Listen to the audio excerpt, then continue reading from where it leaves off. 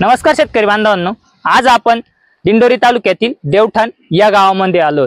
तर येथील दोडक्याच्या प्लॉट वरती। नमस्कार भाऊ। नमस्कार। तुमचं नाव सांगा। मनोज भास्कर माले। तुमचं गाव? गाव देवठाण। तर दोडक्याची शेती तुम्ही किती दिवसापासून करता?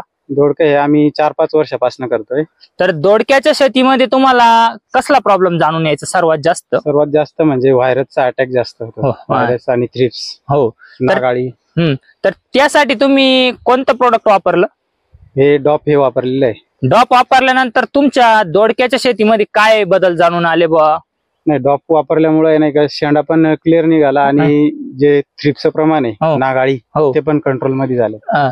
तर डॉप बद्दल तुम्ही इतर शेतकऱ्यांना दोडक्या या पिकामध्ये वापरलं पाहिजे?